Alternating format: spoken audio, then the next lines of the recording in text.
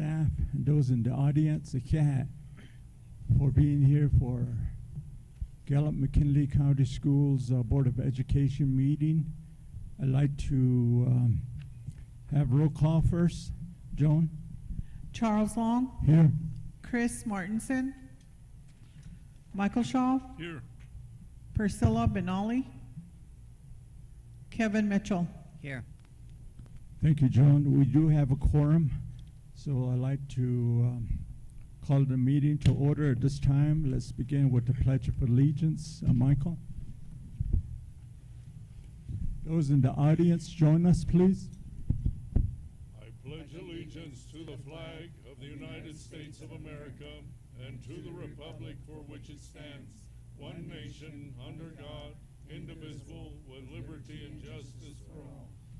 I salute the flag of the state of New Mexico, the symbol of perfect friendship among united cultures. Thank you, board members. Let's go down to item number 2, approval of the agenda. Board members. I would like to make a motion to approve the agenda. Okay, motion's been made by Michael Schaaf to approve the agenda. Is there a second? Second. Second by Kevin and Mitchell. Roll call, Joan? Mr. Mitchell. Yes. Mr. Shaw. Yes. Mr. Long. Yes. Thank you, board members. We have approved our agenda for today's meeting. Let's go down to recognition. Mike? President Long, members of the board, we are super excited today to have so many student recognitions. And so we appreciate the parents and students who are here at this time, and also the staff who supports these students in their extracurricular activities, and the support the parents give to help their students be involved. And lastly, the work that has been done and accomplished athletically, through Skillsusa, through our Career Pathway program, we're also going to recognize some students that participated in the film festival in New Mexico, and also those who have done exceptionally well with respect to their bilingual seal and being able to earn that recognition, showing that they are proficient in a different language other than English. We are super excited to be here today, and this is how it's going to go. We're going to have the board stand up here in the front. We'll have a different person for each group of students come up and state their name, and have those students come up on stage to shake the board's hand if they choose, and to also to stay up here by group, and we'll take a picture and make people famous on Facebook. We'll start today with Skillsusa, and if you look, you don't have to look too closely. You'll notice right on the left-hand side of the room here, for our left, the audience is right. We have the Skillsusa students here with us, dressed up in their jackets that they use to go to the state competition. And so we'll start with Jack McFarland, Director of Instruction and Career Pathways. So, board members.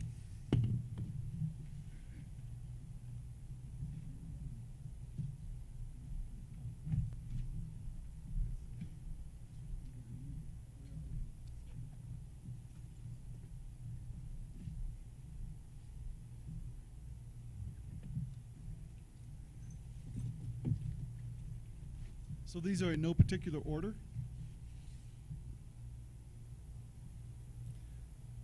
Welding Fabrication Team, bronze, Sean Gomez.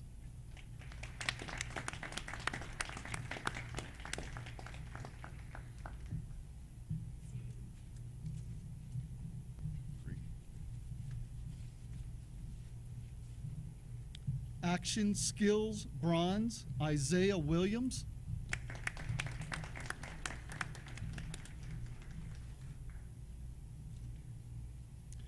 Carpentry, bronze, Tristan Lowley.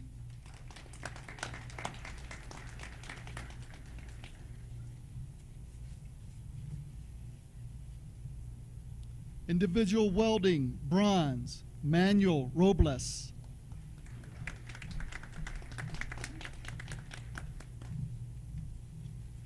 Promotional bulletin board presentation, bronze, Aiden Brown.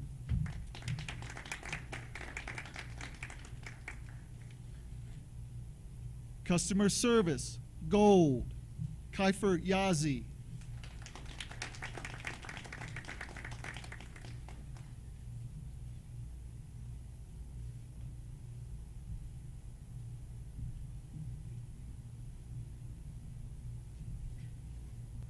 Welding sculpture, gold, Ryan Deschini.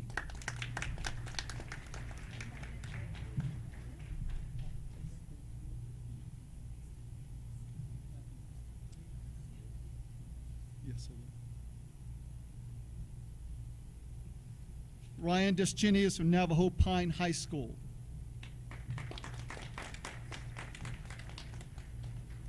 Extemporaneous speaking, gold, Orland Dell, Tohatchee High School.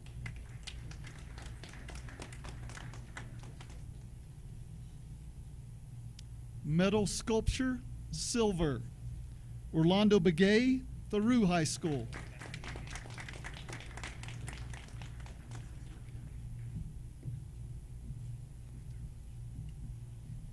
Bulletin board presentation, bronze, Luis Bear Eagle, Thoreau High School.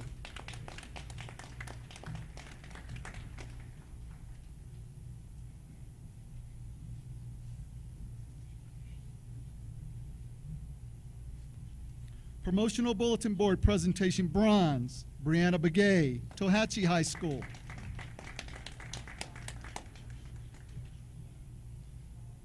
Prepared speech, silver, Josh Lalo, Thoreau High School.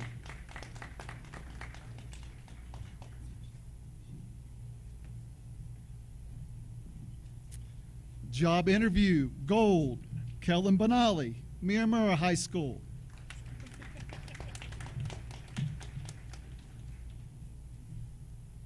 Prepared speech, bronze, Madison Lee, Thoreau High School.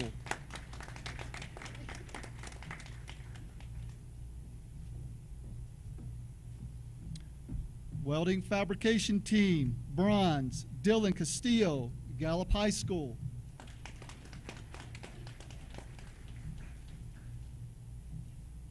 Welding fabrication team, bronze, Ronnie Jim, Gallup High School.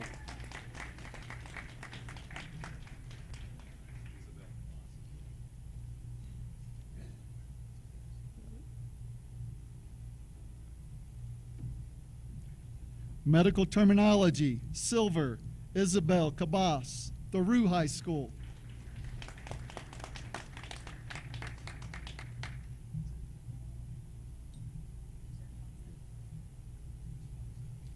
Congratulations, Skills USA winners.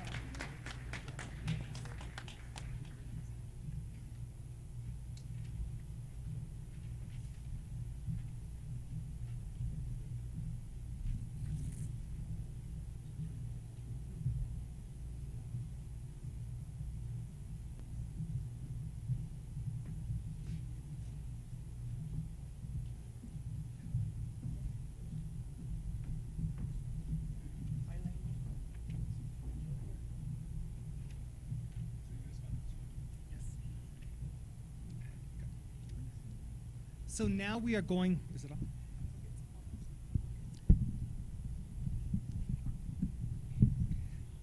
Okay.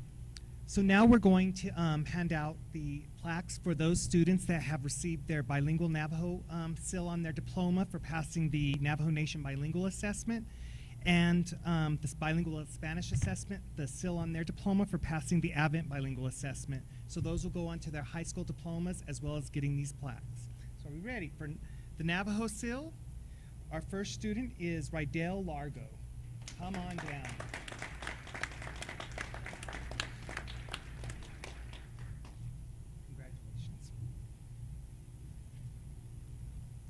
Alejandra Begay, Gallup High School.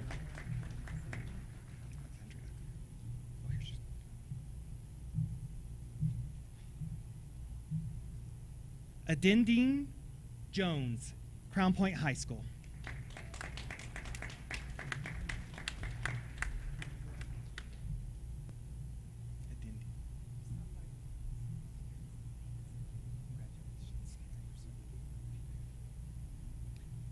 Now for our Spanish, these students passed the Advent bilingual assessment.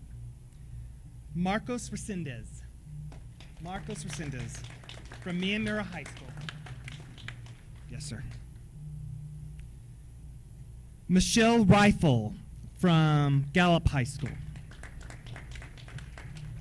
Miyamira High School, I'm sorry.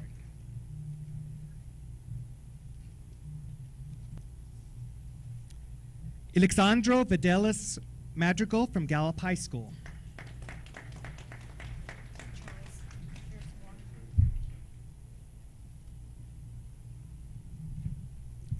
Naomi Mendez from Gallup High School.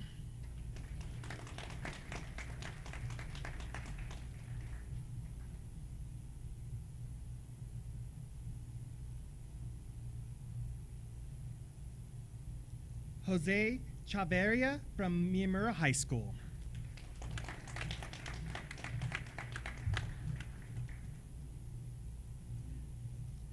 Sebastian Olivas from Miyamura High School.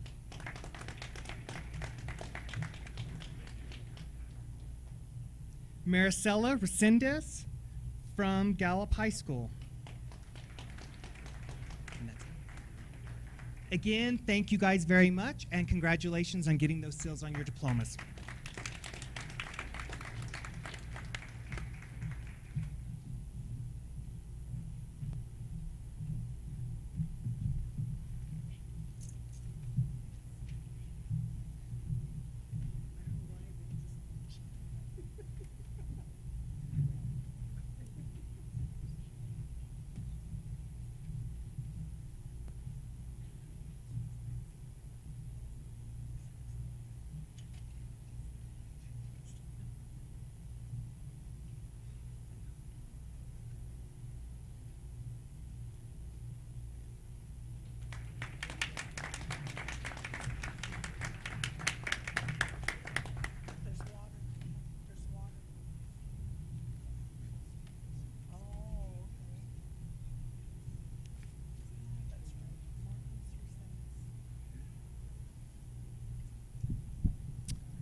Good afternoon, everyone.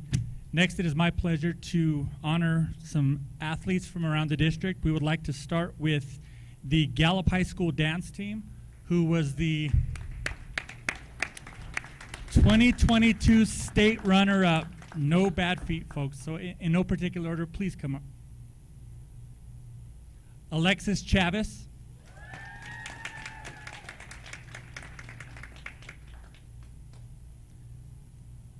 Tiana Tom.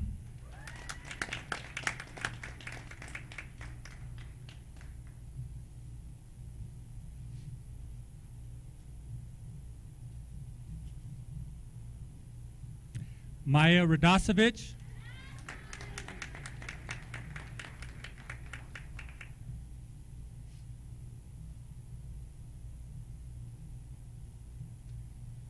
Bethany Boyd.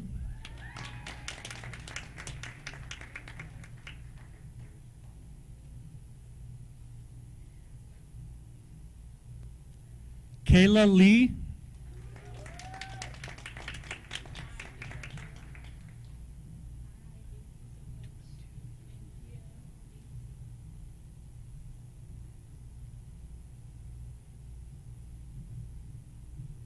Olivia Sacedo.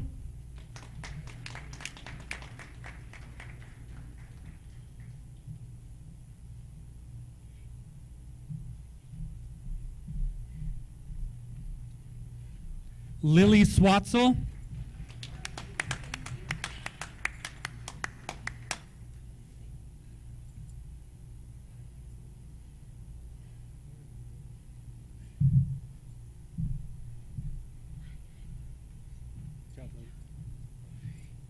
Jayana Deary.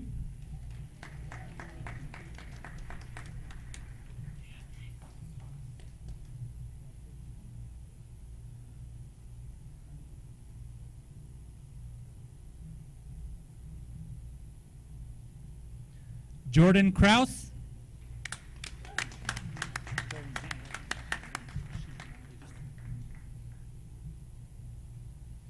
Head coach Christy Tiley.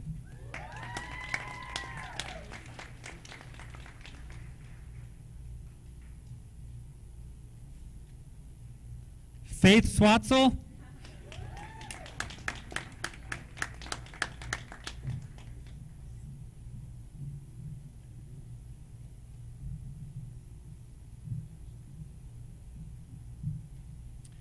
Jathan Chester.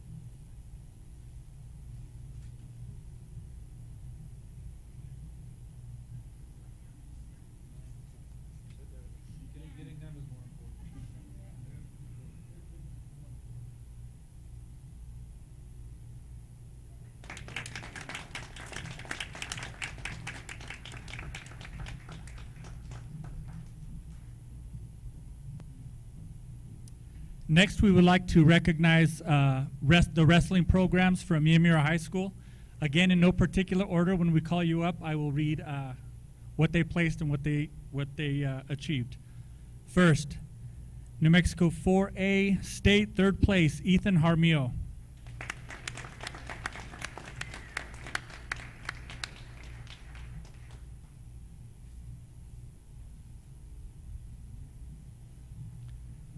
State runner-up, George Paestawa.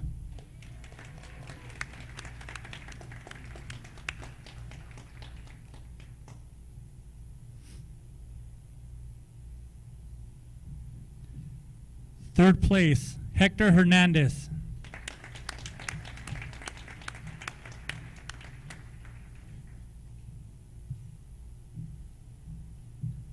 Third place, William Weaver Slivers.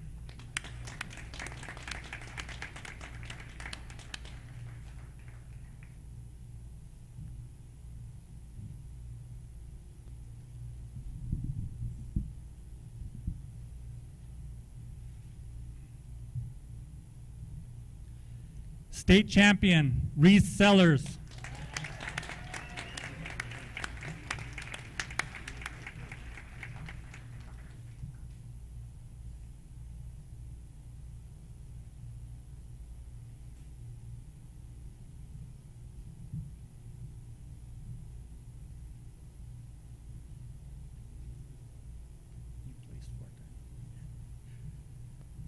All right. A through 5A girls wrestling state champion and individual state runner-up, Tennille Espinosa.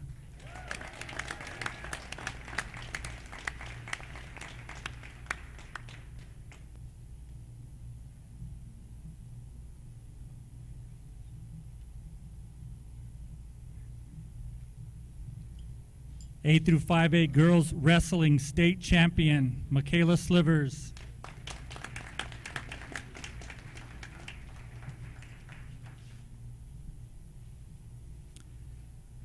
New Mexico A through 5A girls wrestling state champion and individual state runner-up, Hannah Mariano.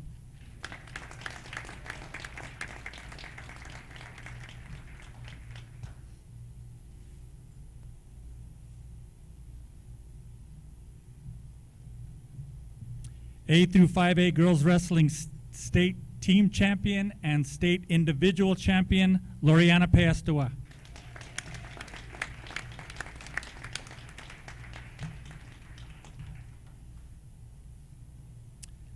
A through 5A girls wrestling team state champion and individual state runner-up, Nevaeh Young.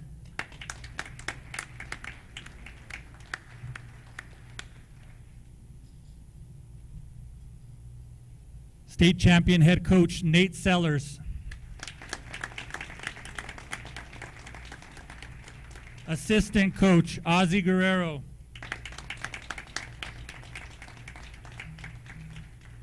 Assistant coach Weston Sanchez. And assistant coach Jeremiah Salas.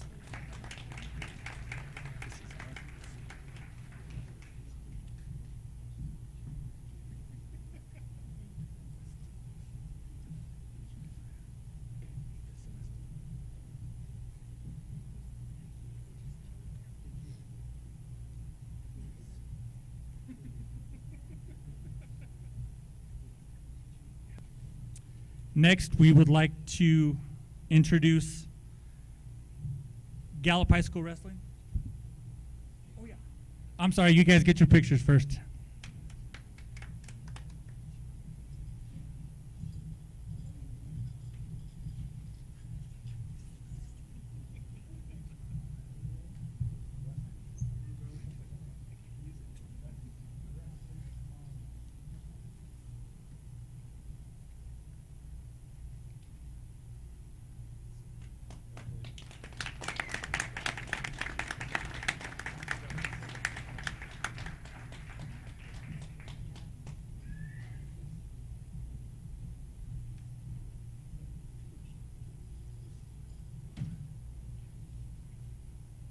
Next, I'd like to recognize a wrestler from Gallup High School.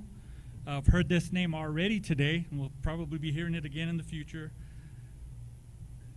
4A individual state runner-up from Gallup High School, Sean Gomez.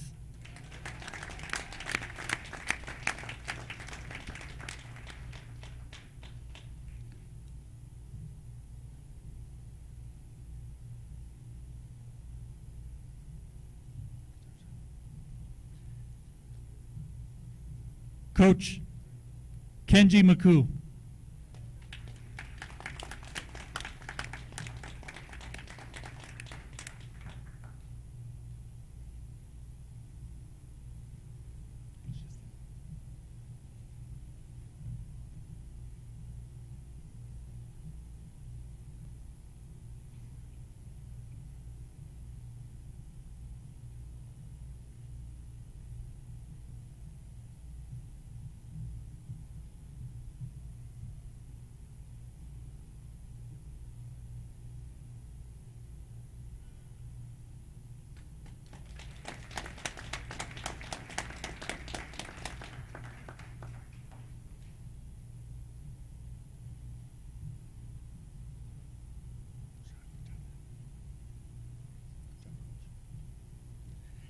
Last but definitely not least, we want to recognize an individual who was the state champion for powerlifting. I won't give his division out. He can give that out if he wants to. From Gallup High School, state champion Ronnie Jim.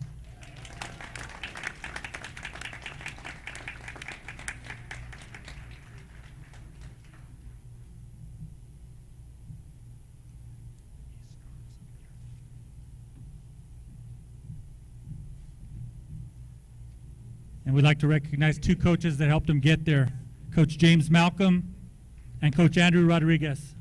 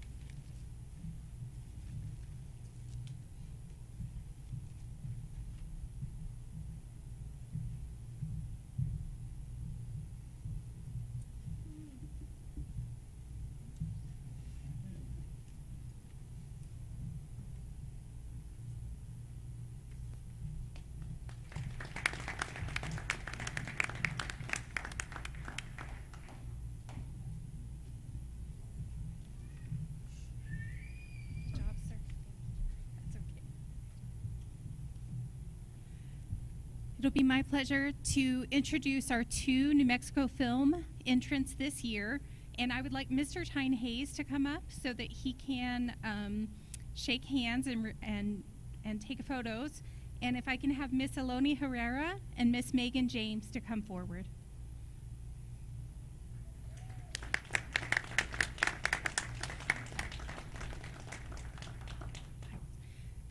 The New Mexico Film Prize is a unique event where students are actually mentored by a teacher at their school site, and through creative writing and extensive production, they create films. I'm actually going to have Mr. Tyne Hayes speak a little bit more about it, but I found it quite poignant on the 2 films. So my other half, by Miss Alonia Herrera, when asked what her audience should get most out of her film, she stated, "I want my audience to take away that even if you think you are exactly the person you are supposed to be, yes, everyone can grow. Right now, you are exactly who you're supposed to be at this time and place." And for The Sound of Drums, Miss Megan James said for what she would like her audience to take away, "I want my audience to leave The Sound of Drums knowing there is a whole world out there where Indigenous youth just want to be seen and heard. I want this film to inspire and encourage Indigenous youth everywhere." And so what I'd really like to do is go ahead and present the plaques to Miss Herrera and Miss James and have Mr. Hayes speak a little bit about their work. Miss Herrera?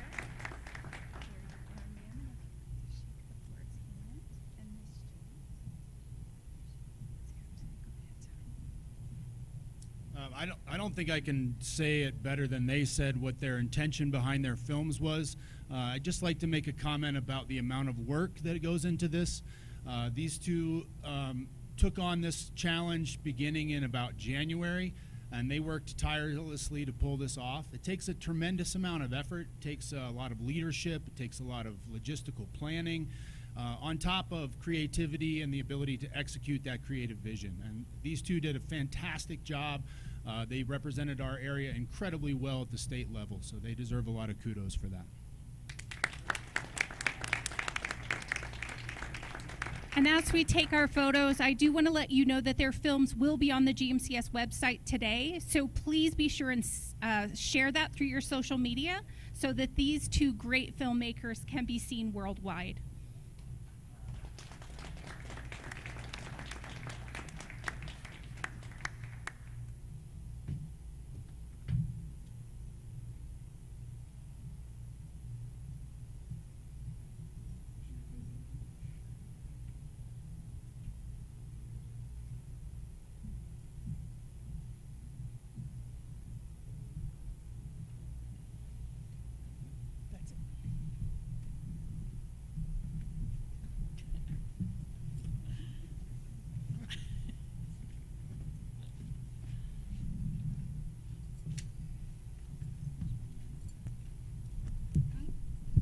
Thank you, thank you. Let's give another round of applause for all our students. We do have great students in our district, and I want to thank the parents too for supporting your kids. It means a lot to them, and it means a lot to us. Yego indanotkin, alkidana ntkine bendanotkin, ashode, shikeshtana nosenegi. Always teach your kids. You know, they want to talk with you as parents. They want to share their feelings with you. And I want you to support them in everything that they do. Thank you.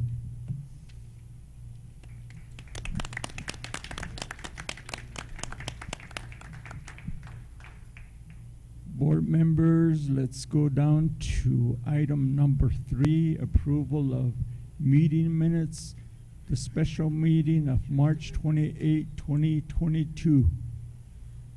Motion to approve the minutes of March 28, 2022. Okay, motion's been made by Michael Schaaf to approve the meeting minutes for March 28, 2022. Is there a second? Second. Second by Kevin. Roll call, Joan. Mr. Mitchell, Yes. Mr. Shaw, Yes. Mr. Long. Yes. Okay, thank you, board members. Let's go down to meeting minutes B. This is the special meeting from April 18, 2022, board members. Motion to approve the minutes of April 18th, 2022. Motion's been made by Michael Schaaf to approve the meeting minutes of April 18, 2022. Is there a Second. second? Second by Kevin Mitchell. Roll call, Joan? Mr. Mitchell, Yes. Mr. Shaw, Yes. Mr. Long. Yes.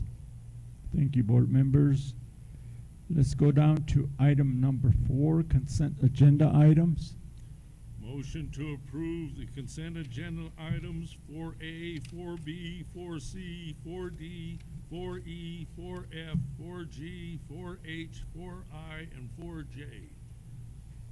Michael Schaaf moved to approve the consent agenda items. Is there a second? Second. Second by Kevin Mitchell. Roll call, Joan? Mr. Mitchell, Yes. Mr. Shaw, Yes. Mr. Long. Yes. Thank you, board members. We've approved our consent agenda items. Let's go down to study circle. I believe we don't have any public comments at this time. Study circle B, superintendent's report. Mike? President Long, members of the board, we have 3 presentations today. We're going to start out with Mr. Jack McFarland and crew.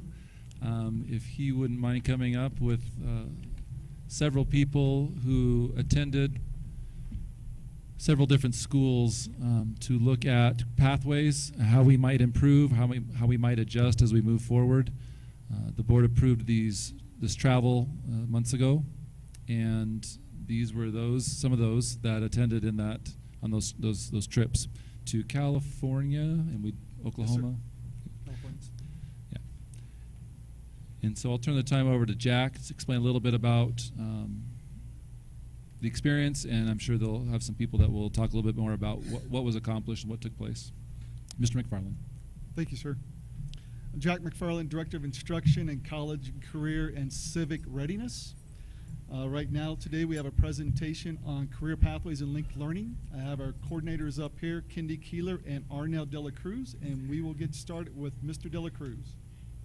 Good afternoon, everyone. I'm Arnell Dela Cruz, College and Career and Civic Readiness Coordinator. You need to talk in the microphone. And It's online. again, good afternoon, everyone. I'm Arnell Dela Cruz, College and Career and Civic Readiness Coordinator. And we would like to begin our presentation with a short video clip of what our team saw in San Diego and Porterville last March.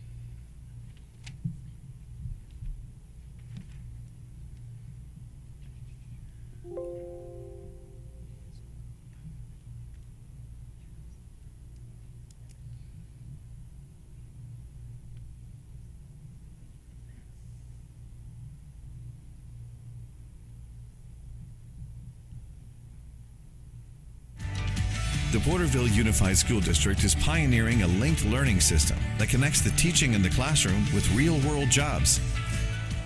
Business partners are able to invest in the lives of students by engaging them in the classroom and offering internships. This connection has empowered the future of students and opened incredible opportunities for them. The students of today are the business professionals of tomorrow.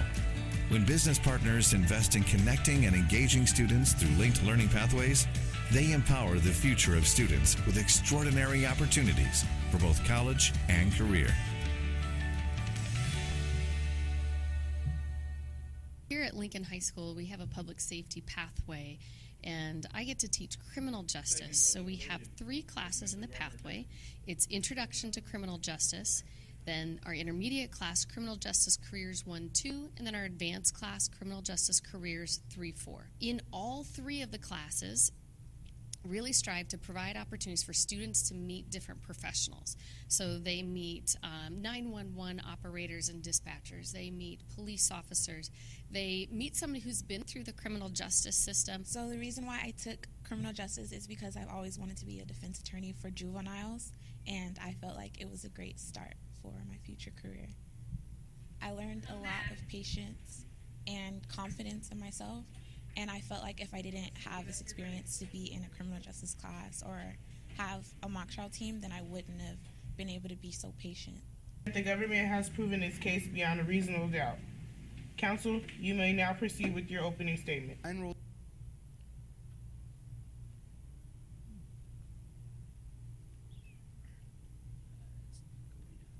slide.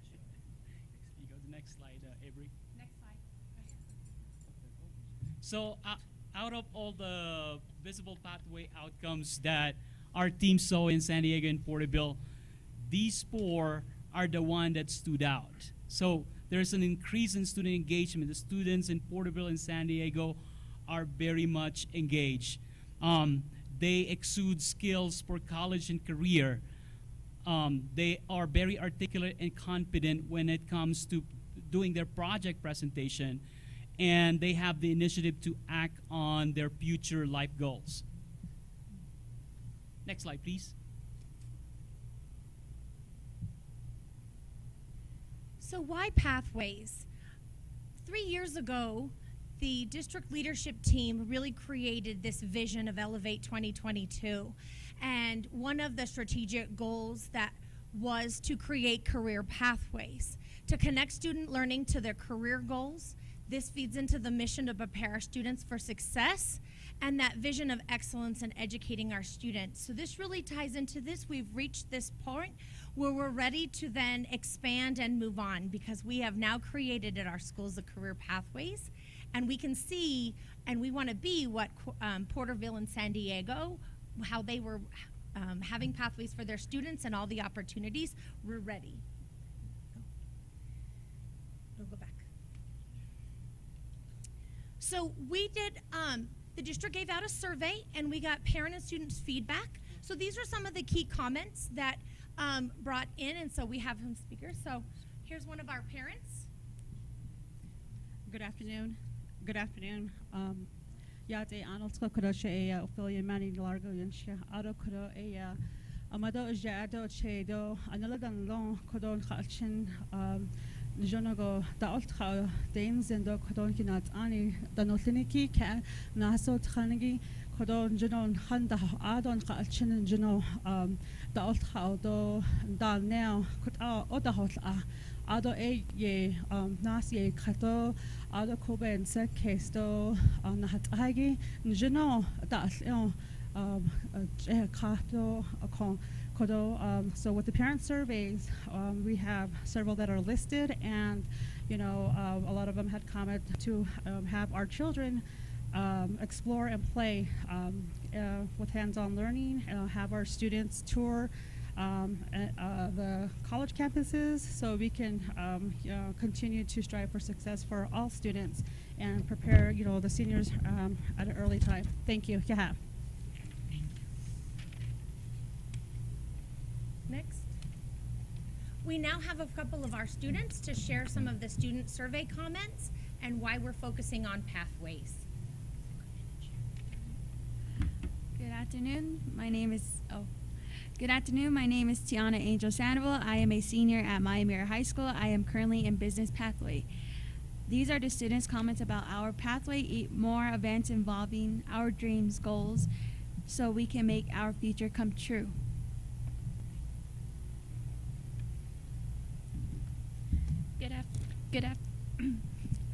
Good afternoon. My name is Angelina Yazi. I am currently a high school senior at Miyamira High. I am currently in the health pathway.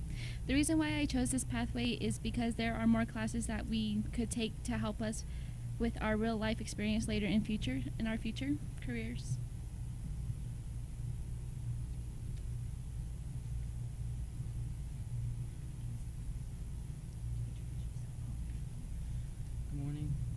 Good morning. My name is Cedric Laughing, and I am a junior at Navajo Pine High School. And my role is a technician for the schools, all three schools, and more activities that stimulate real-world situations. On why I chose this is because,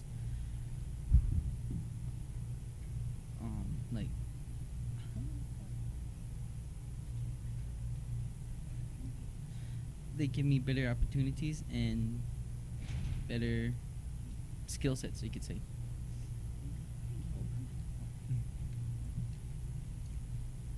right, good afternoon, everybody. My name is Shauna McLean. I'm a business pathway teacher at Miyamira High School. You just listened to a few of our students in the pathway program, and I just wanted to say that that is one of our goals as teachers in the pathway program, is to provide our students with one, content that they may not be familiar with and that may want to pursue after they graduate high school, but two, looking at just skills that they could incorporate into their future. Some examples could be just simply writing a resume or conducting a mock interview. So just to follow up with what my students said, that is our goal as our pathway teachers.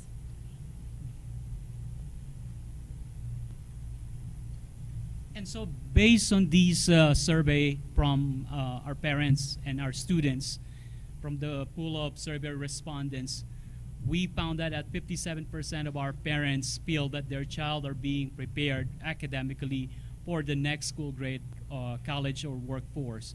70% of our students feel that the school is also preparing them for their future career goals, and that 70% of students feel that they are provided with the career exploration opportunities.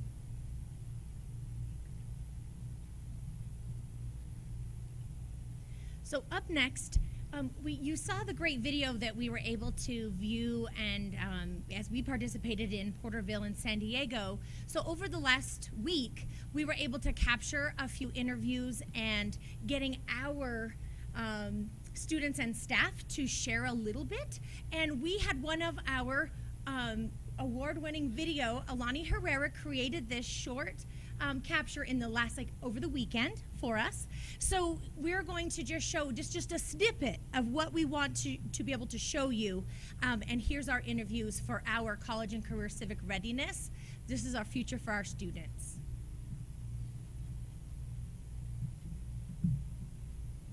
GMCS has implemented a system of career awareness and preparation through its pathway program and work-based learning opportunities. We are committed in our mission of preparing students for success and providing them with the necessary foundation to pursue their career goals. What is the pathway doing for our own personal lives, and how is it going to impact us?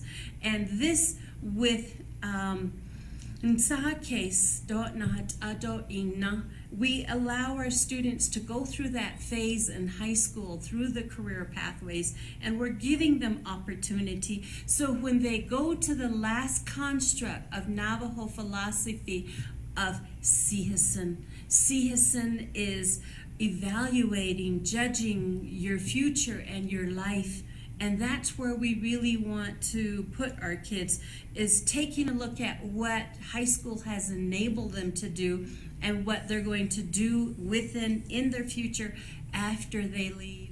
My internship helped me build my own communication. It helped me develop of talking to other people and getting to know them. So the skills I've obtained while in this pathway were problem solving, communication, critical thinking, as well as, most importantly, like negotiating with others. It's such a prevalent skill that we need.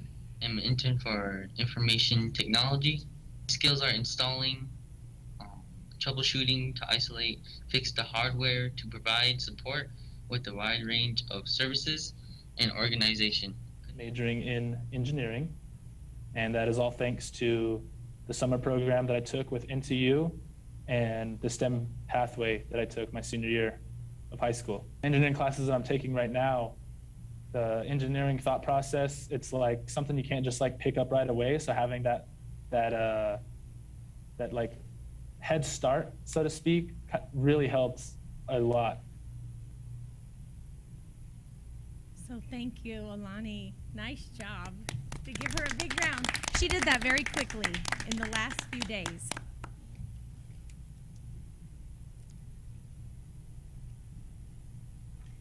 Yadeshnat Anigdo, Shay Roberta Taya, Navajo Pine High School, the A Old Bikidin Shi, the A Navajo Pine High School, the A Yisipin, the Nishiki A manufacturing, Do welding, Do information technology, Do engineering.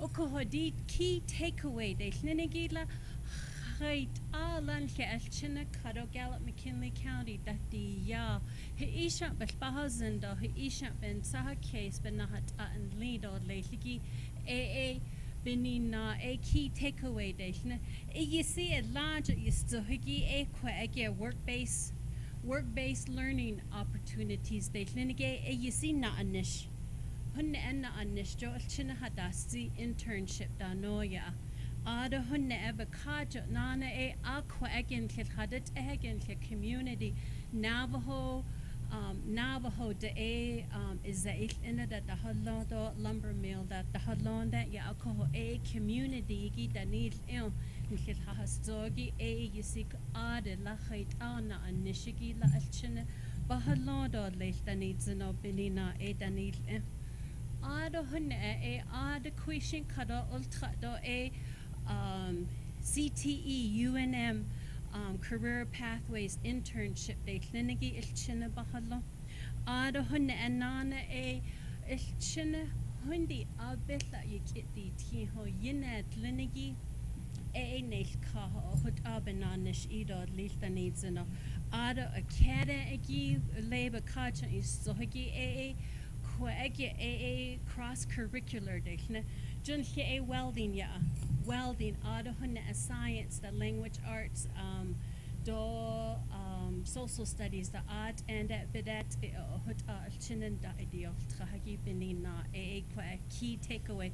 Heila bisbahazen dole, heila yenet ledo, heila relate ina ido lito benanish ido liki key takeaways dole. Yahatchnat ani.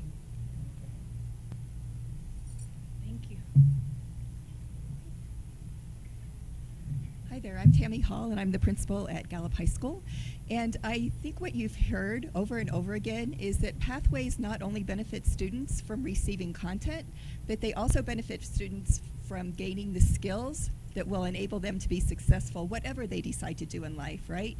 Just because a student is in the manufacturing pathway doesn't mean that they're going to be a welder later, but they will, from this pathway, in a cohort of students, be able to gain collaboration skills, communication skills, critical thinking, creative thinking, all those skills that they'll need regardless of what they choose to do later in life. So these are some posters that were developed with our students that really illustrate what critical thinking looks like in the classroom, what communication might look like in the classroom. And this is really a guide for students to think about when you collaborate, this is what it might look like, so that they have an illustration of what a classroom could be. So as you can see, we're presenting here for the final part. We're almost over. Our Ccr Key Initiatives, and we've got 5 that we're going to be talking you through. Just short brief on what our next steps are. All right. Hello, my name is Brittany Garrow. I'm the principal at Crown Point High School. Currently, we are focusing on 5 main features to provide for our students a high-quality pathway. 1, providing students transferable skills for college of their career choice. Making learning more relevant for the students across contents with cross-curricular project-based learning. Creating a schedule that allows students to learn with students who are interested in the same pathway as they are. And time for teachers to collaborate on project-based learning and community projects. Opportunities for students to academically be outside of the classroom for work-based learning through internships or job shadowing. And providing our students post-secondary opportunities to gain college credits and technical certification through dual credit or Skillsusa. And so presently, really, we are just working on with our pathways. Master scheduling is happening this week over the next 2 weeks to get all of these students cohorted with ConnectEd and our ABLE, our technology. We have ConnectEd, our consultants, coming in this week, and they'll be visiting schools through this Friday. They're helping us to develop and prep our Pathway Design Institute, which is going to be 2 days at the end of school that all of our pathway teachers come together and helping us lay this all out at our schools. And then again, we'll be helping and supporting in our department, visiting the schools and moving into next school year to really get those pathways and that linkages and the relevancy tied together. So, work-based learning?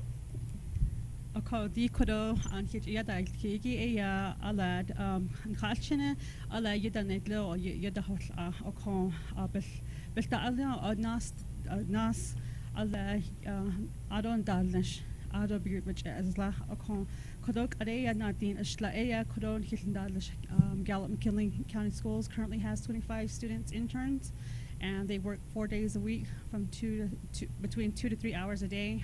And every Friday, the students meet with counselors to reflect and review their job performance. They have supervisors, and they share their job skills with the students. And so there's many positive experience behind this intern. And ado kudo nakaalchina baltahajon eya odahol ato yeda detlo ado enashin ye ndadleshto ye kida edo ado kudo njino kudo bata altagi yeda netlo alchina yeda yaha. So not only we have a few student interns that are here to really give you some of their testimonials. Okay. Hello. Personally, I'm a bus barn admin internship, so I'm going for business pathway. And I would want to say my business pathway because I love when I got to do office experience and being able to get out of my circle. So yeah.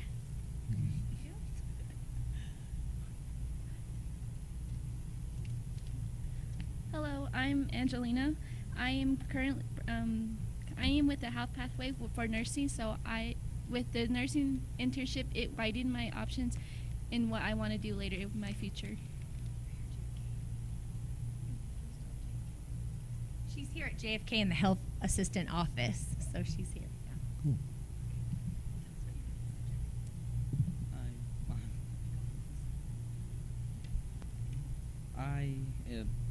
Okay, this testimonial is that it really put me on a crash course of how technology can be very complex and frustrating.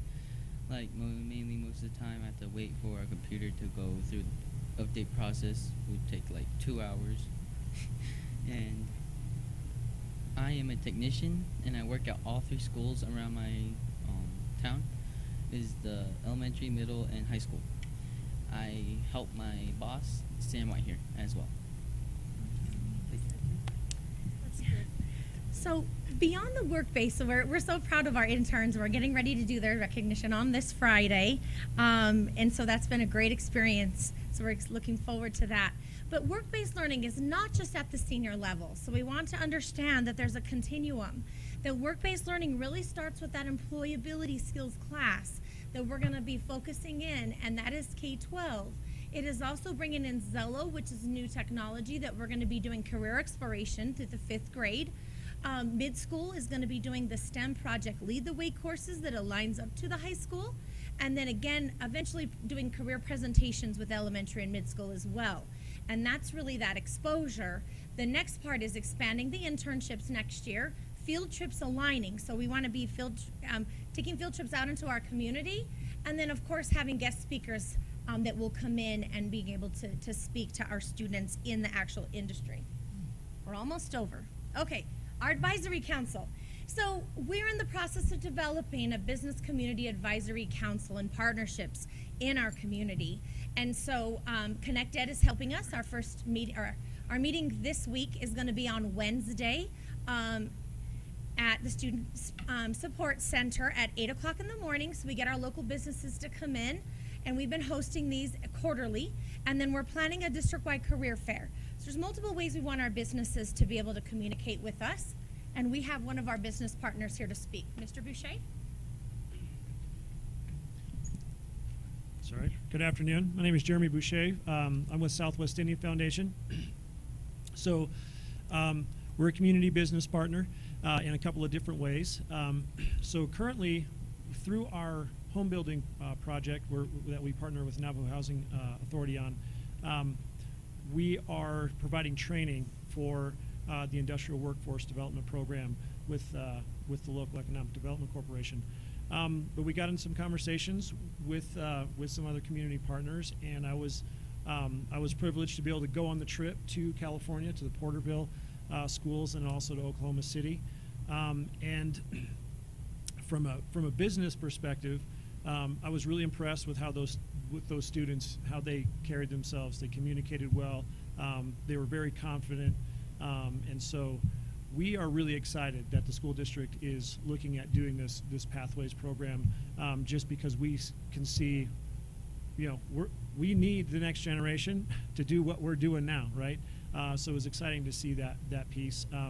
And then Southwest Indian Foundation, through our current training program, we are hoping and willing to incorporate some high school students into that and develop a partnership with the school district. So we're really here to support this effort in any way we can, and we're excited about it. So thank you. Thank you for joining us. And as you can see through our business meetings we've held this year, these are some of our community members that have attended prior meetings. So our last slide is just making sure that out of our career pathways and linked learning we have, is that we are aligned. So across the district that we have established wall-to-wall pathways for all students. So in our schools, that every student is identified and has that career focus. We're also planning professional development with all the departments, making sure that counseling and special ed, that we have cultural ed, and all in line with us. So we make sure that we're integrating that in.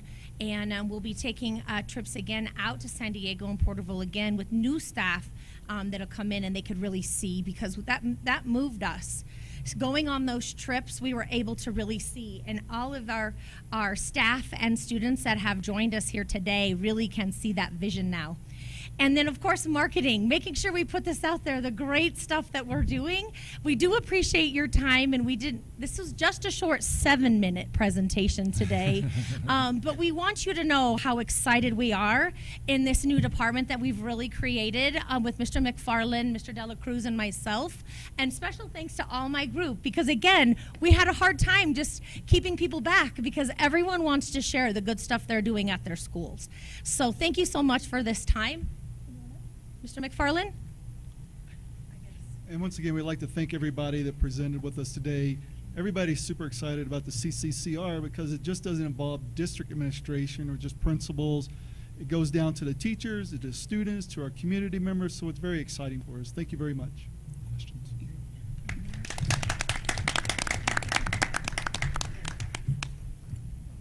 Board members, did you have any questions or comments? Questions, board members? Good. Thank you, Mr. Long. My question I would like to ask, I know we're doing this in each of our schools, but are there partners in each of our communities to help our students in this career pathway? Yes, ma'am. So at this point in time, we're building a district team, a business community team, and we're trying to get pieces from everybody within all the areas. Because when it comes down to it, that's what the students really want to see, is the industries within their own community and how they're being successful and how they relate to them. So yes, ma'am, we're trying to get, after we get a district team, we're trying to model it down to a business team, to an engineering team, to a health team, and they will oversee, well, not oversee, but give us feedback within each pathway that we have within our schools. Do we have any pathways for education of really developing and growing our own? The education is what we're struggling with within our schools. A lot of our students are just not signing up for education at this time, so that's one of the pathways that we are struggling with. But it is offered in several schools, and so Yes. we'll continue to push. And I think the internships in that area will help students. When we were in Porterville, there was a academy pathway program in one of the schools, and a lot of students didn't want to go into that one either, but once they joined and once they were able to work with, whether it's going to the elementary schools and do mentoring for those students or other ways, and mixing with other students, they actually realize that they actually enjoy the teaching process, and so we're still working on that. So we have 4 interns that are actually in our elementary discovery centers. So we actually do. So they've been in the pathways with the career development, And so they're out in the schools working in our elementary schools. It's just a very small group, but it's really good because the internships works well. So we're going to keep pushing that, and I think the more we see, the more students will participate. And thank you very much. And my last one's a comment. You know, I think as board members, we saw the impact that our program at the UNM McKinley Academy was so. You know, we started off really small, and then it just blew up. And I think, you know, the same way with this. You know, I think I saw 24 students. You know, I think it's just gonna expand because this is a much needed program, and the interns is, as we all know, as our students, hands-on learning is a great way to learn, and instead of reading it just in a book. So I appreciate it, and thank you very much. Thank you. Thank you. Thank you. Matt?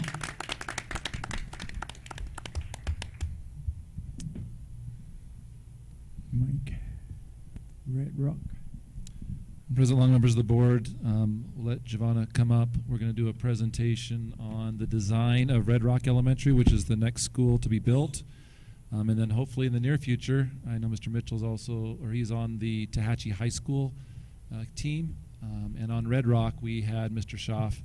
He was a part of that team along with several parents and staff members along with administration. And so we're super excited to kind of show what Red Rock Elementary will look like, and some extras in there that we may not have seen in the past with other schools. So I am waiting for the clicker, but while I wait for that, I just wanted to put a reminder out there that, you know, the district really is not able to select the schools that we renovate. The renovation is based upon a New Mexico state formula that tells us where our schools are in comparison to the rest of the schools evaluated in the state. And beyond that, we must also have a maintenance score that is maintained in order to be eligible for renovation. So Red Rock Elementary was originally built in 1966. So the facility is quite old and has reached beyond its life capacity. It is still safe, so don't be scared. It is still safe and it is well maintained, but it is in need of replacement. And so let's see if I can get this thing to move. And I'm hoping that, no, I think I went all the way to the end. Let's see. Okay. So here is the layout plan for Red Rock Elementary. As many of you are aware, we are going to build on the same property, and so it is an interesting design quandary to be sure to put that school somewhere within the same property boundaries. So this is the layout of how it will look, and I'm actually going to ask Roxy Flanders, who's my director and yours of construction and maintenance, to come up.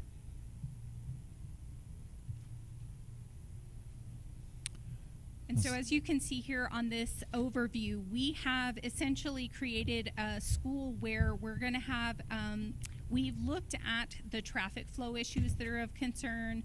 We've looked at the space in classrooms that are of concern.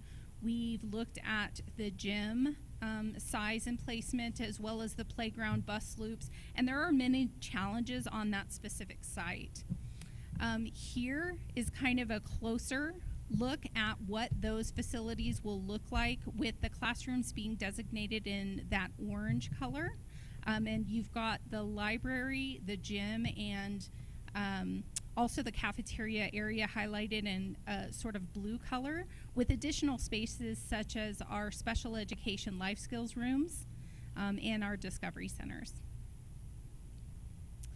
Here's just a brief format of what the interiors could look like. These, of course, are based upon architect designs, but we want to be sure that the spaces that we're creating are created in order to facilitate student learning. And so these are just some brief drawings to illustrate how it may look in the interior of the facility. And the colors that are on the floor are similar to the colors that we're reviewing at this time. We want to be sure that the colors that we place into our school are most optimal for student learning, as well as something that will hold up in the long term. And as many of you are aware, we are now doing away with carpet in many of our areas. We are only placing those in the Discovery Center and interior offices. Here is what a classroom may look like. With storage for teachers and students, lots of space for student learning, and also still key areas for collaborative purposes. The gym, as you can see, one of the things as we go forward, many of you have celebrated the HB6 win, but we want to be sure that in any new facility we build, including our elementaries and high schools, so Tohatchi will be our first high school built, is that we have a gym that can actually fit all of the students in it for collaborative purposes and seminars and presentations. And so this gym meets that expectation while making it a good space for students to learn and have exercise, as well as being a good spot within the school to hold different presentations. Here's again another mock-up of what that gym will potentially look like when it is completed. And the exterior that has been proposed for the building. This will, of course, create a very inviting entry into the school site and an open place for students to come in and parents as well.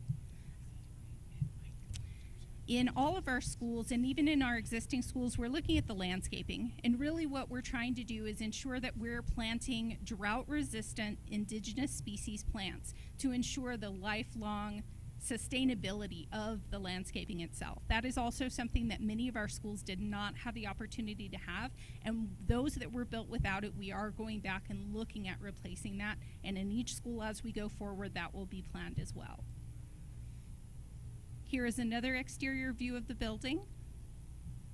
And I believe this one with the windows, and Roxy, you can correct me, but I believe this one is the library that's got the many windows that are facing the exterior for lots of natural light inside that center.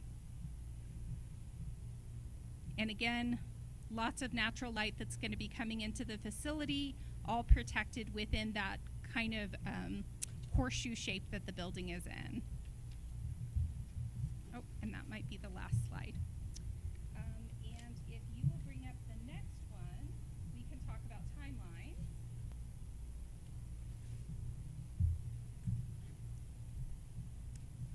And so what you have on screen now is a projected timeline. These facilities take a long time to both plan and build. I wish it was not true. I wish that we could get these facilities faster, and we do push as much as we can to move through the bureaucratic paperwork that's required to get us progressing, moving forward on these. But this is essentially the outline that we're looking at for the build. And so we are currently through the planning and design process, and we are at the stage where we're actually going to start seeing construction. And Roxy may be able to help me a little bit more on that. I believe over the summer we're going to need to take down the playground and some of those playground spaces. I'm going to ask you to come over. Sorry. I know. They won't be able to hear you online.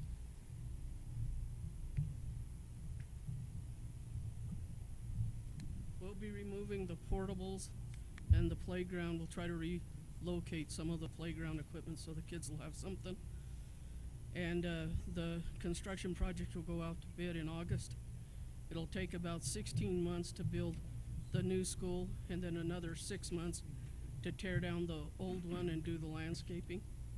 It'll be a geothermal building, so the first thing we're going to do is start with our geothermal field. It'll go under our turf area, our playground, and the bus drop-off loop.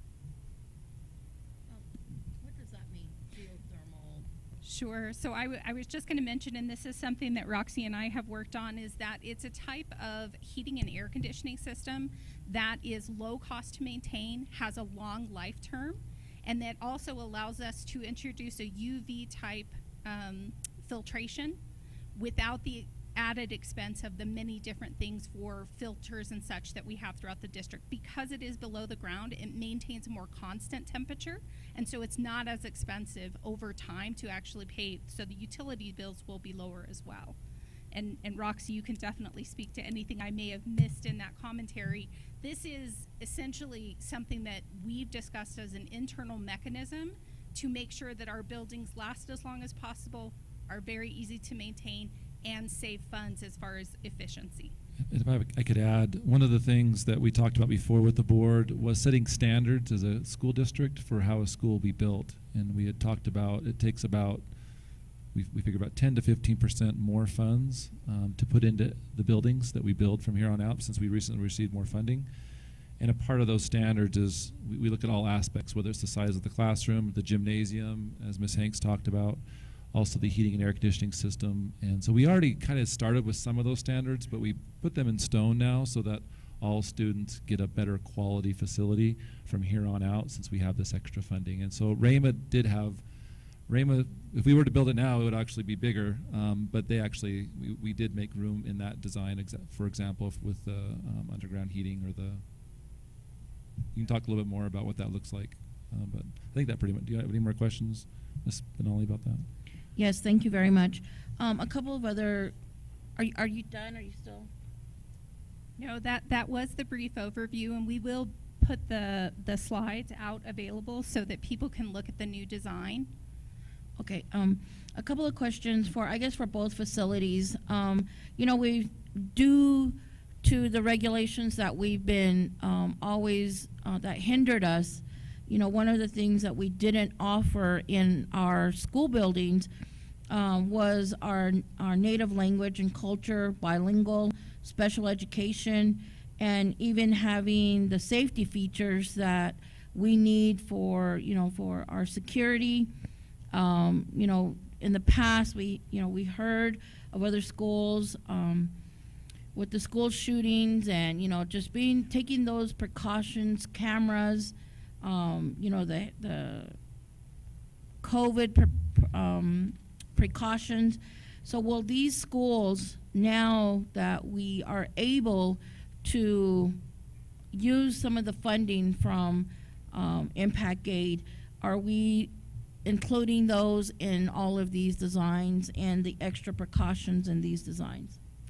Ms. Benali, Mr. Long, members of the board, superintendent, and members of the audience, yes. So we are definitively looking at those issues and concerns as we look at new school sites. And as I briefly mentioned, Tohatchee High is our next high school. We also have Navajo Pine High. We have Crown Point High in middle school, and we've applied for Thoreau High School for replacement. And so every one of those, we will not only look at the prioritization, which has been the heritage language classrooms, additional space for special education, making sure that discovery centers are an extension of the learning environment so that those can be utilized as extra spaces for students to come together and collaborate and in general have more space. But we are also looking at our college and career pathways. And so our discovery centers are going to have 21st century technology in them so students can start exploring their careers from the elementary school. And then as we build our other schools, we're going to look at those vocational pathways and make sure we have facilities that are flexible enough so that these students who are really looking for that hands-on real life experience so that they can get an idea of their future college career civic readiness, so that the district is preparing them truly for the 21st century that they are living in, that they can walk out the door and hopefully into a living wage job. And so everything we do, whether it be the surveys that we send out and get thousands of responses to, and we are super appreciative to every single person who responds because we internalize that and we look at what do the students need, what are the parents looking for, what is the community looking for, what is our board looking for, what are our employees looking for, and we take that into consideration. And it's due to the additional funding that the board gave us the authority to go after that we're going to be able to do this for our students who definitely deserve it. One example, if you look at the plan, can you go back to that plan, the original Can you bring layout? up the other PowerPoint? The one that, the more detailed plan. And when they're pulling that up, the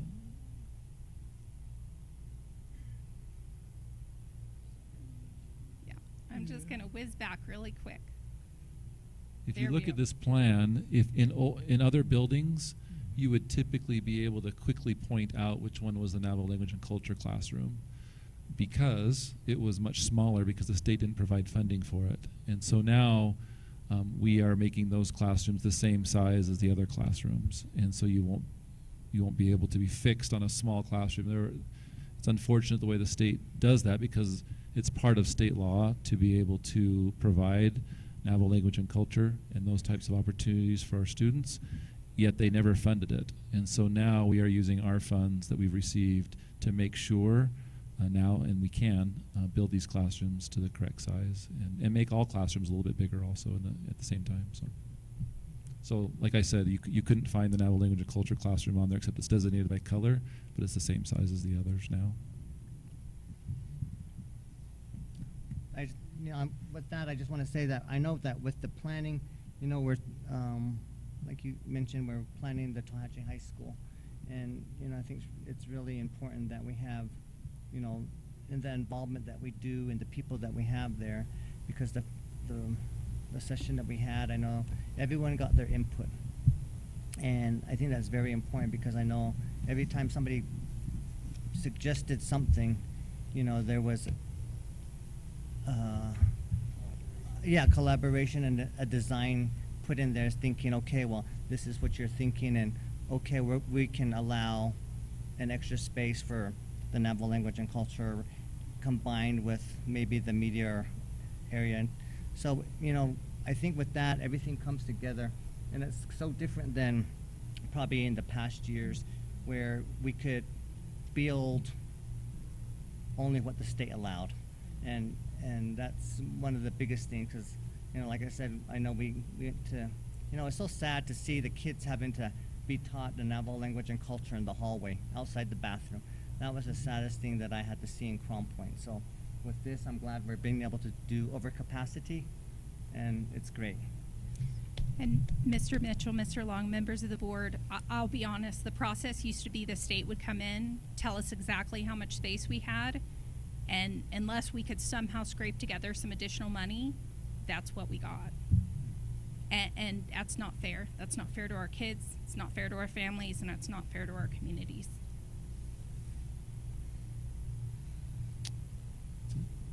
Thank you. Thank you.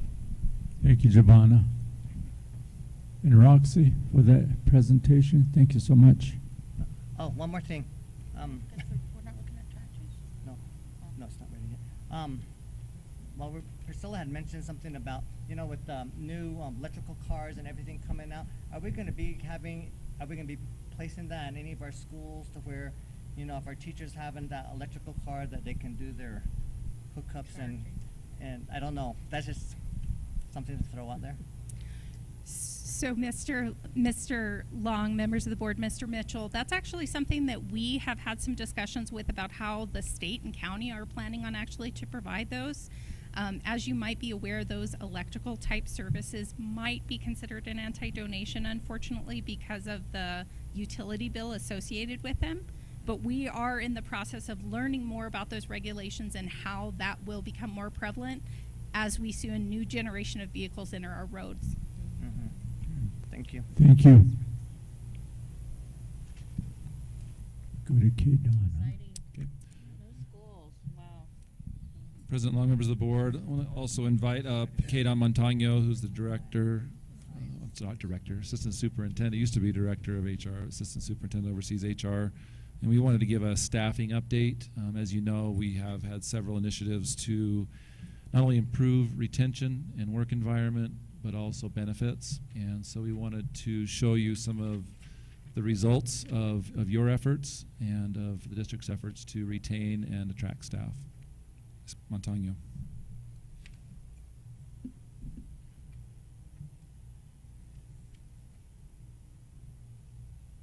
Mr. Long, members of the board, I'm here to talk about staffing today as well as our recruit and hire efforts this year.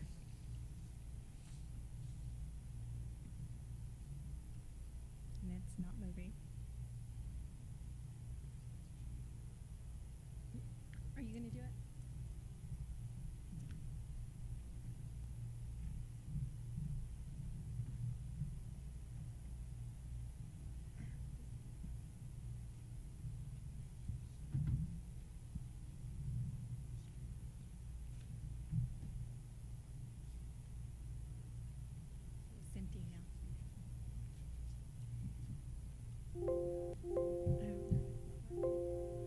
He's on the computer. Bart, can you go to the next slide?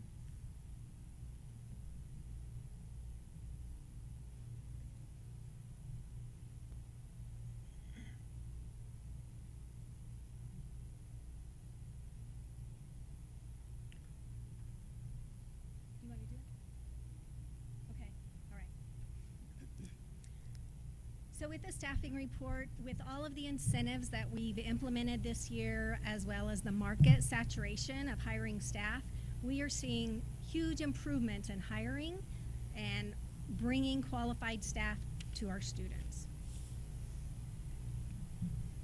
So some of the key factors that attract more applicants, of course, are our hiring incentives.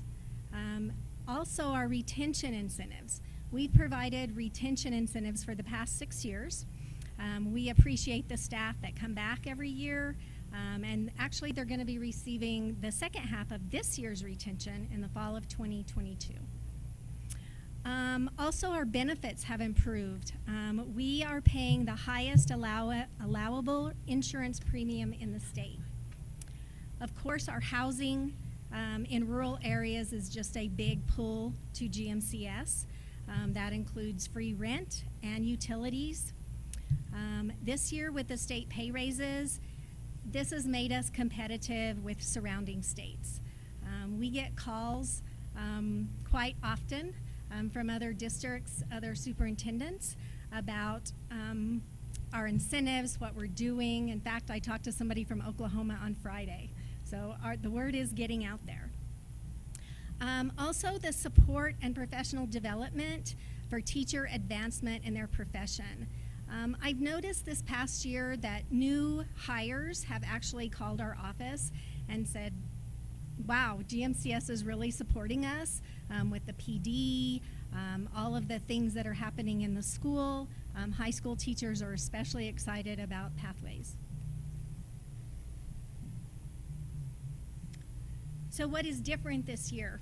Well, after COVID, we were not able to travel to do job fairs, so we've done more local job fairs.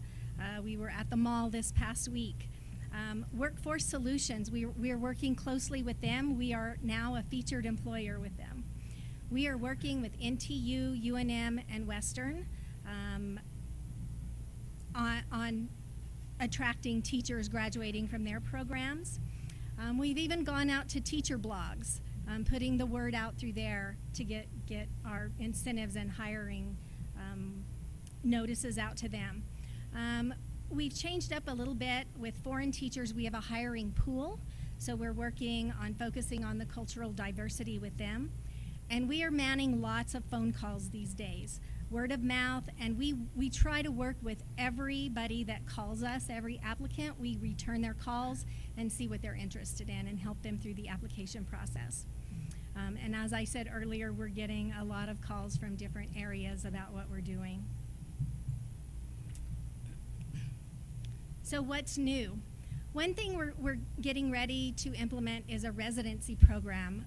We're working with UNM and Western, and what this is students that are in the kind of toward the end of their program, whether it's student teaching or an alternative program, the state will work with the university and bring them in to our district, where it's kind of like a student teaching. It's a year-long thing where they'll have a mentor teacher, but they will be paid during this time $35,000 for the year.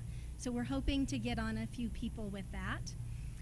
Grow Your Own is not exactly new, but it kind of paused during COVID. So we are really trying to ramp that back up, getting out, working with our EAs to help them get into programs to finish their teaching degrees. We worked with the NLC teachers as well, doing a type of Grow Your Own. Staffing, we've really tried to think outside the box. We try to tailor to the students' needs to ensure the success of our students, especially with the pathways. Having to look in different places to find people to work in construction and business and things like that. So we feel like we're really targeting positions a little bit more. We have more applicants. The interviews are happening, and the feedback from principals is that we are getting more quality applicants applying. We have a faster and more streamlined hiring process. We've moved to a new platform within the past couple of years, I guess. So we feel like it's more online. Teachers out of state that we are hiring can get everything uploaded and be ready to start when they get here. Our personnel reps are also in a different role these days. They are much more proactive. They are looking at all of the applicant pools and different positions to help push through and work with principals to find the perfect candidate. This has really increased the relationships between the personnel rep, the principal, and the applicant, because everybody's working together trying to get these people on. Return to work. This has been something new that was just passed this spring. Employees can return 90 days after retiring. So out of staff that have come to us working on their retirement paperwork, we are seeing that 50% of them are showing an interest in returning to work after 90 days. To me, that is quite amazing. So the people that are retiring are thinking about coming back. So we're very excited about that.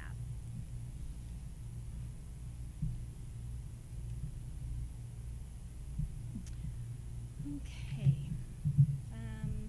So I'm going to look a little bit at some data. We're still in the middle of this year's recruiting and hiring, but what we have so far is we have 9 schools that are fully staffed with teachers. That's pretty good. 17 schools are lacking just some special ed or fine arts positions such as music or art. So all of our core positions are filled. That's pretty exciting. I took a look at how many people have resigned and retired, and we have 63 at this point. Another amazing thing is how many applications have actually been submitted with GMCS? Over 1,000. Believe me, that's been quite the task to keep track of that, to go through them. So far, we've hired 51 teachers, and I have to say, I've had 2 or 3 come in today. I had 3 over the weekend that aren't included in this number, so we're getting up there on getting all of the positions filled. So looking back in the past, I want to show you kind of what it looks like a few years ago, because I really think our teachers are staying right now. They're not wanting to leave GMCS. So I put the numbers here, and I'll show you on a graph in just a minute. So in 1920, we posted 207 positions during our spring recruiting. 2021, 164. 21-22 kind of stayed the same. But this year, we've only posted 82 positions. Now, that was as of Friday. We will continue posting as resignations come in or retirements, but you can see with our recruiting efforts right now, we're half, of what we're usually, people are staying. I think by the end of June, we may be up to around 100. That's my estimation, but they're slow coming in right now. We will have a few more resignations or retirements, but I'm not seeing very many come through right now. So with that, that's just kind of a quick overview of what we're seeing. Do you have any questions? Board members, questions? Thank you so much for your presentation, Ms. Montano. And it's nice to see that, we're continuing to get applicants. I have a couple of requests and a couple of questions. Could you please add the Nick College and SIPI to your list of places that we're looking for applicants, especially for our Native American pool? And then also under the residency program, you just have Western and UNM, and I think if we could reach out to the other tribal colleges, we would really appreciate that also. My question that I had is, we see as a board what through the House bills or through our own initiatives, what we're doing for our teachers and our staff. But the services that are contracted out, like food services, our substitutes, and security, who is maintaining and making sure that their salary and wages are also increasing? And I don't know if they could provide us a presentation to see how those are also being compensated for our staff that work at these schools. Thank you. Can you talk a little bit about, from what I understand, it's the state colleges that come to us because there's some funding. So if you could talk a little bit about that. And then that second question, having to do contracted out, as you know, when we approve salaries, we also approve those increases for our contracted staff. So every year when we have done increases, for example, for food service, theirs has gone up the same amount. So, but we can, if there's a specific issue that you want us to address, we can definitely dig into some more data and provide you the actual salaries of those employees if we need to. Sure, Ms. Benally, members of the board. Western and UNM were the first that reached out to me on the residency program, and my understanding is I provided them some information on how many we could use in the district on the residency program. They then turned in a grant to the state because the money's flowing through the state for the money that a resident is making per year. So those are the first two colleges that have reached out to me. I can certainly see if anybody else is going that route with their teacher programs. But right now, those are the only two that right, the money's flowing through the state to the colleges, so they've already been made aware of those. I'm not sure if there's a different requirement, for example, for Dene College because it's out of state, but in-state colleges have all been notified that they can be a part of this grant through the state. So is it just a grant program that we're using to recruit in? It's the colleges. We just can't. Yeah, this is the universities are. No, we can, and we do reach out to colleges, but this is a specific grant that the colleges are going after to do the residencies in schools, and then they partner with us to do that. So we get calls from them, and then we sign on with them.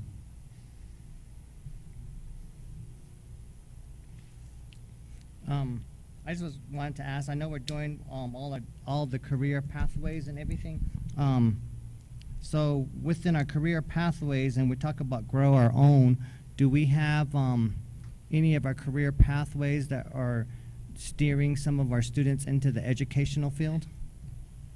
Yes, as we mentioned before in the career pathways presentation, we have schools that are doing career pathways. We also have, with education, we also do, or have been doing, it was struggling during the pandemic, but we need to revitalize it more. It's a RISE club that students can be a part of, which is really geared towards helping them get interest in education and going into that field. Mm-hmm. And then, as you know, our current internships, we started with internships within the district, and we'll expand to businesses as we roll that forward.